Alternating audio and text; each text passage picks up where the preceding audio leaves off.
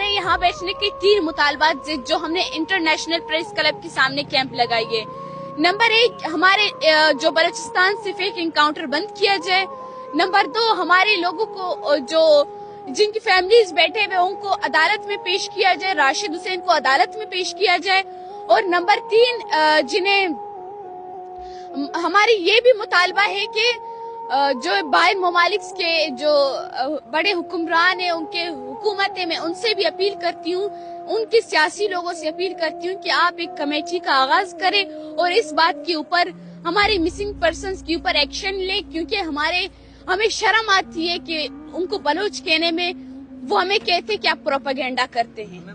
वज़ीर आज़म साहब जो है उनका ताल्लुक भी बलूचिस्तान से है। वो एक इंटरव्यू में कह चुके हैं कि बलूचिस्तान में कोई 50 के लगभग लोग जो है वो लापता है। क्या ऐसा ये है, सच है?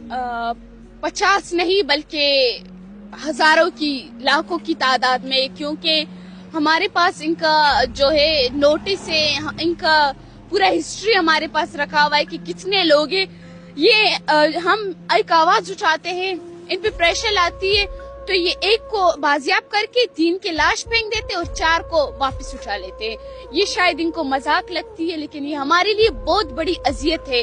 हम जिस तरह अपनी जिंदगियां गुजार रहे हैं, ये शायद लफ्जों में बयान नहीं हो सकती।